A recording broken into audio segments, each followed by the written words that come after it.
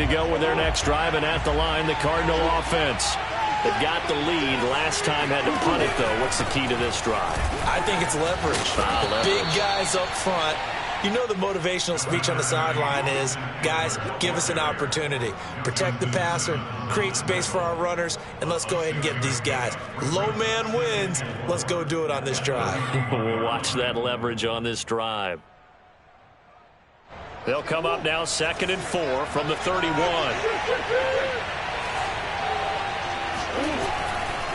Eckler, they run left side. And he'll get this only up to about the 35. Call it a gain of 3, but not enough to move the sticks. It'll be 3rd and about a foot or 2. Pretty good job defensively. Thought he was going to get it, but they knew where that marker was, and they stopped him just short of it. What it does is emphasize that strategic football and situational football is not just played on the offensive side, is it? Defense understanding, as you noted, where the first down marker was and making sure they didn't get there. And Eckler will not get there. Great defense at the point of attack. Going to stop him short of the first down. Call it no gain there, and it leads to a 4th down. Here's Jack Fox now, as he'll kick it away for the 2nd time.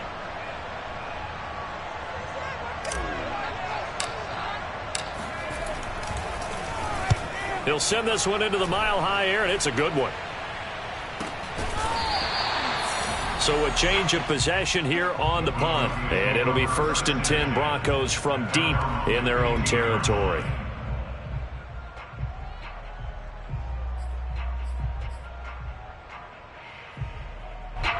The Broncos onto the field, ready to start their next drive. And, Charles, if the season ended today, and it's not going to, we still have December left. More football. We're only in November. But they would be a wild card team. And that's great. They'd be in the playoffs, but you know they're trying to bump up to be one of those division leaders. That guarantees you at least one home game in the playoffs, and that's what you're really seeking.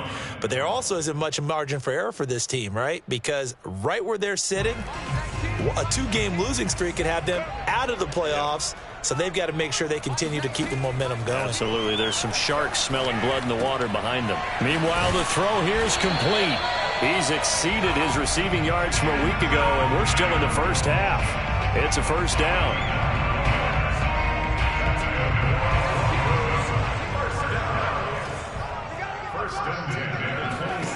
Shotgun snap to Locke. No escape for Locke, and he'll go down. You know, on these types of plays, we're always looking to assess blame. Okay, where did it break down? Sometimes it's just a great play. Back quite a ways here, facing 2nd and 19. Another try after the first down sack. Locke. That is caught by Mims. And he'll get this one way up just shy of the 45-yard line. That'll wind up a gain of 27 on the catch and run. And that's a more than acceptable read right there because it's zone coverage, so timing is everything. This time he waits for his man to come open, puts it right on him, and they pick up a 1st down. On 1st down, Locke. He'll get this into the hands of Breida. And they're well past midfield, just a yard or 2 shy of the 40. Another nice gain, 13 yards that time, and another 1st down. Another catch for him there on this drive, Brandon, and it looks like they're going to utilize him out of the backfield any way they can. And that time they pick up a 1st down. So now on defense, do you assign a man to him and try and cover him before he gets going? Coming up at halftime, I'll go from one personality, that's you, Charles Davis, to another one in Orlando, the coach. He'll have stats and scores from around the NFL. You and Jonathan Coachman, both larger than life. No doubt about it. But you're stuck with me in this booth, yes, and he's miles away and smiling. And happy. 12 more yards there and another 1st down.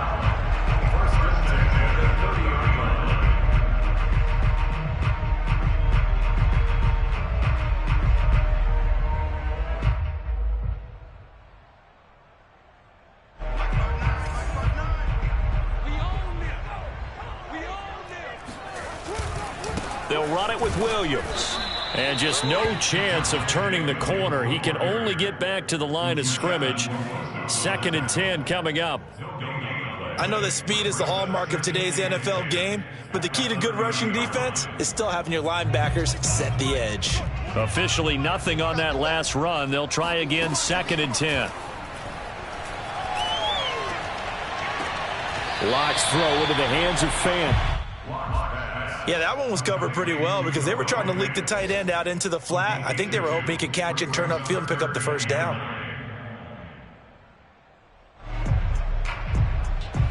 Now play number 8 on this drive, and they need 9 yards to pick up the first on 3rd.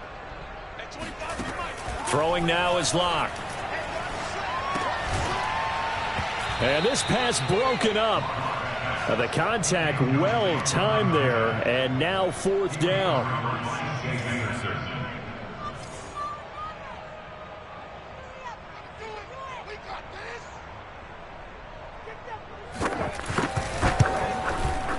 And McManus had a little too much slice on it. It's no good, and this score will stay right where it is. It looked good when it left his foot, but he kind of sliced it a little bit, and he winds up missing it wide right. Ready to go with their next drive, and at the line, the Cardinal offense. And with a little under a minute to go, still time to try to put a drive together to add to their lead, should they so choose. And that is incomplete. Oh, the coverage a little too good there, and it's 2nd down. It's another zone defense. It looks like it's open for possibilities, but they did a nice job patrolling the middle of the field and forcing an incompletion. That's into the hands of Eckler. And he gets this to the other side of midfield across the 45 before going out. 22 yards there, a first down.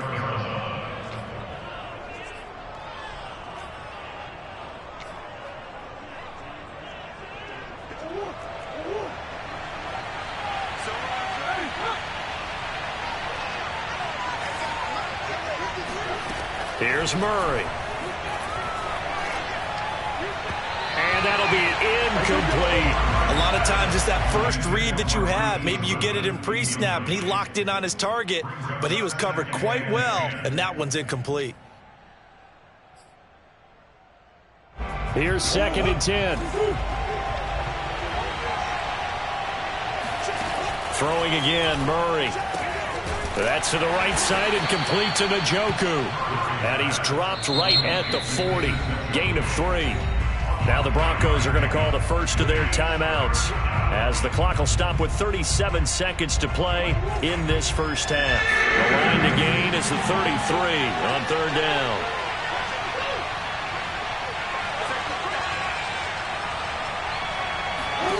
Murray going to throw on the move to his left. And he wisely will throw that one away. Good work by that Bronco defense, and it leads to a 4th down.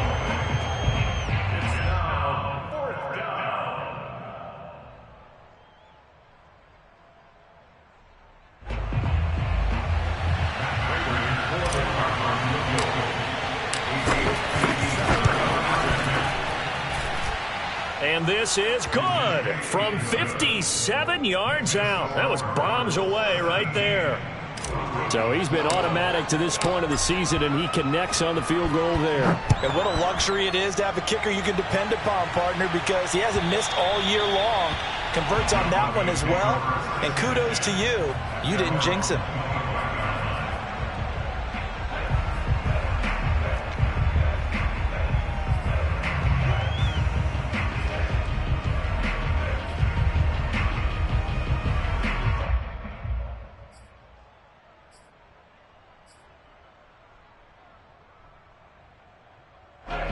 Denver offense at the line, ready to go. And they've got less than 30 seconds to go here, so not a lot of time to work with. Check down to Breida. He'll be dropped after a gain of about 6 across the 30 to the 31. Now the Broncos going to use the second of their timeouts as it comes with 22 seconds to go here in half number 1.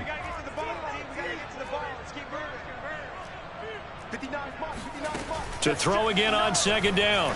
Locke over the middle, caught by Mims.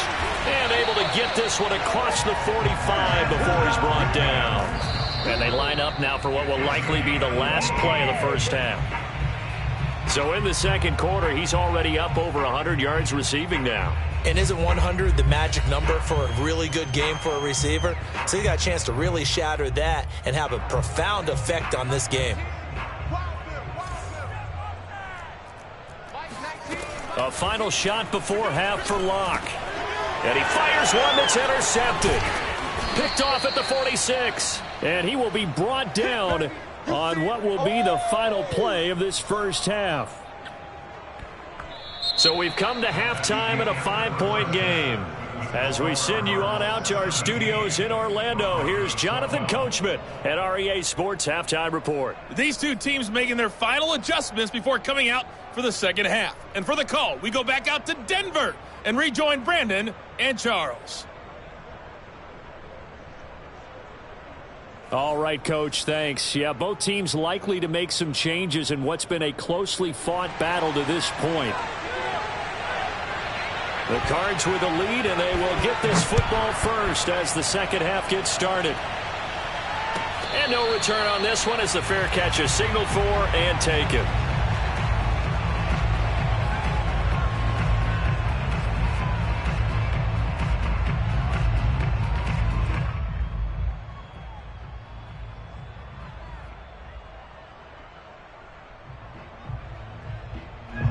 Ready to go with their next drive, and at the line, the Cardinal offense. We have not seen much on offense here from either side these last few drives. We've hit a wall, so to speak. And have hit it hard, haven't we? Because the defenses right now, they seem to be a step ahead, don't they? Beating them to the point of attack, beating them to the punch. These offensive guys, they're tinkering like crazy. What's it going to take to get back on track? Yeah, both sides searching for adjustments. An incomplete pass leads to 2nd and 10 from the 25. Shotgun now from Murray. He's got Njoku, his big tight end. And they work this well upfield across the 45. That good for 21 yards on the catch and run. And this was a nice example of an offensive coordinator scheming his guy open. Just a little underneath route, just trying to free up some space. And it worked awfully well. Got him not just space, but plenty of room to run after the catch to pick up really nice yardage. And he'll be brought down at the 50 after a gain of about 5. That's a really nice, tough run inside, and they gained 5 yards on it. And to be frank about it, most offenses don't expect to get 5 yards on a play call like that. So when they do, they go back to their huddle with a little pep in their steps. They're starting to think that they're starting to dominate the line of scrimmage. Well, he tries to force it in, and it's intercepted. Picked off at the 47. And he takes this one back into the end zone. And the Bronco defense has a touchdown. Well, dare I say it, it's kind of quid pro quo. Both defenses now with an interception return for a touchdown. Your vocabulary, sir. Well done. McManus now for the extra point.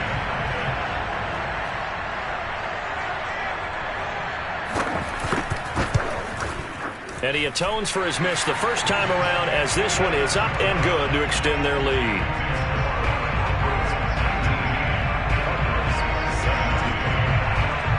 So they'll get another shot on offense following that pick 6. And now the kick is away. Taken in at the 3. And he brings us out past the 20 to the 24.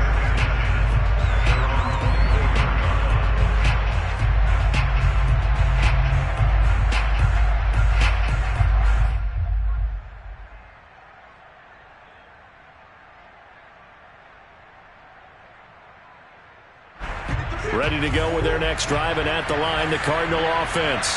And following the pick 6, and they have decent field position in throwing that pick 6. We'll see how they attack this drive.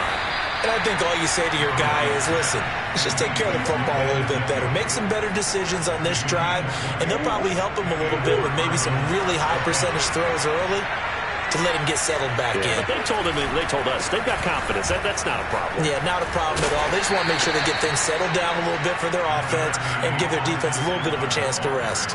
2 yards on the pickup there. It'll be 2nd and 8.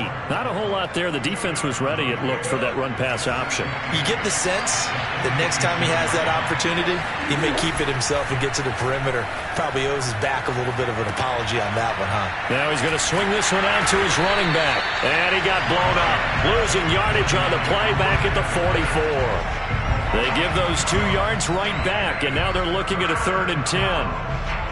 An important play right here, 3rd and 10. And I would expect pressure here.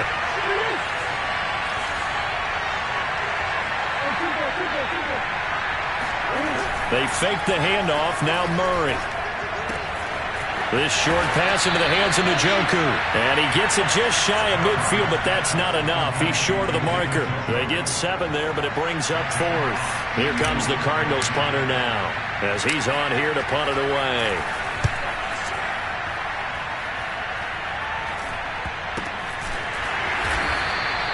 So possession goes over here on the punt. And the offense will come back out deep in their own territory. That punt was near perfection as it checked up inside the 5-yard line. You never know where these things are going to go, do you? No, what was it? You got a John Heisman quote about that, right? He said the football is roughly a prolate spheroid, which means it's going to bounce funny, and you never know where it's going to end up. And they'll get him down up past the 15. Opted to run for